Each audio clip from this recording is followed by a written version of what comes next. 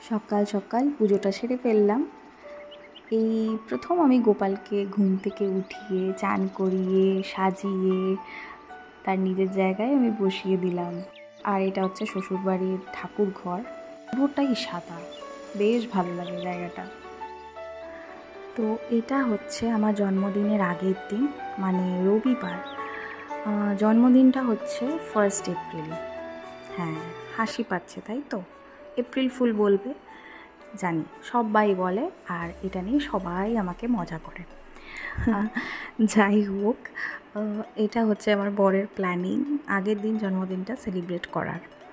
এর একটা কারণ আছে, কারণ ও চেয়েছিল বিয়ের প্রথম বছরটা যে জন্মদিনটা ও সেলিব্রেট করবে যাতে আমি সবাইকে কাছে পাই। তো আমার যেই দিন জন্মদিন মানে সোমবার পরে, তো কর্মসূত্রে আমাদেরকে পুরুলিয়া ফেরত যেতে হবে।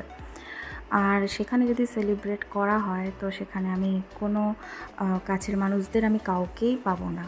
সে কারণে ও আগের দিন জন্মদিনটা সেলিব্রেট করে, ও অ্যারেঞ্জ করে। আর সাথে বাপি মামনিও মানে খুবই কোঅপারেট করে। আর আমার দেখে এতটাই ভালো লাগছিল, এতটাই আমি লাকি ফিল করছিলাম যে সকাল থেকে ওরা এত কিছু আয়োজন করেছে, আমার পছন্দের প্রত্যেকটা জিনিস মাথায় রেখে রেখে করেছে। আর ও এটাও বলেছিল যে আমি নিজের হাতে রান্না করে খাওয়াবো, যদি কেউ না থাকে তাও আমি তোমাকে নিজের হাতে রান্না করে খাওয়াবো।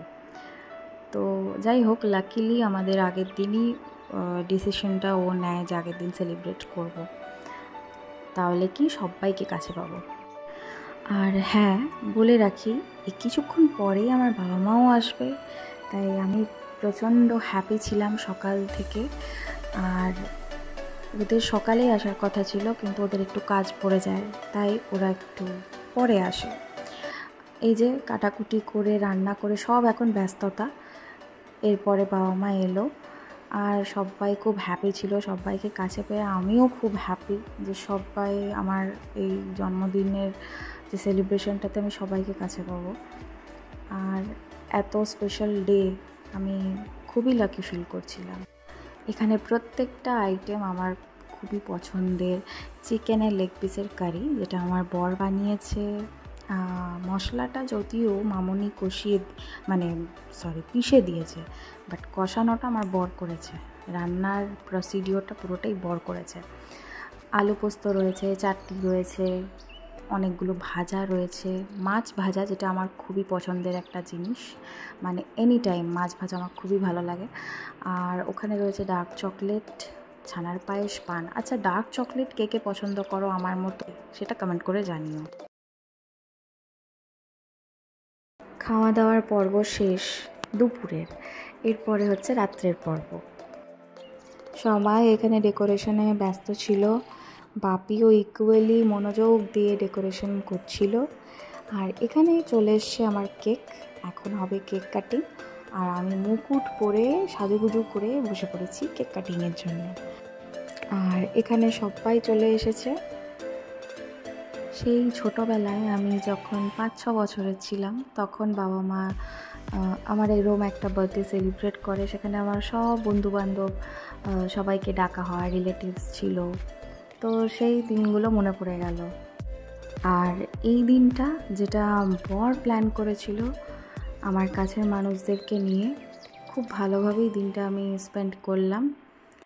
সবাই আমাকে কেক খাওয়ালো, আমিও সবাইকে খাওয়ালাম, কিন্তু আমার বর আমার মেকআপ স্পয়েল করবে না, তাই কখনো হতে পারে? কেক মাখিয়ে মেকআপ স্পয়েল করার যে সুযোগটা, সেটা আমার বর কখনোই হাতছাড়া করেনি। তাই এইবারেও সেম ঘটনা ঘটল। আর এই যে আমার জন্যে যে সবাই সকাল উঠের থেকে যে এত এফর্টস দিয়েছে, বাপি, মামনি, বর, সেটার জন্য সত্যি আমি খুব কৃতজ্ঞ। আর আমিও যাতে তাদেরকে এভাবেই হ্যাপি রাখতে পারি, আমিও যাতে তাদেরকে ভালো রাখতে পারি, এটাই আশা রাখি। যাই হোক, বার্থডেটা এভাবেই খুব ভালোভাবে কাটলো। আর এটা হচ্ছে 1 এপ্রিলের সকাল, আমরা পুরুলিয়া রওনা দিলাম। তোমাদের ভিডিওটা কেমন লাগলো অবশ্যই কমেন্ট করে জানিও। টাটা।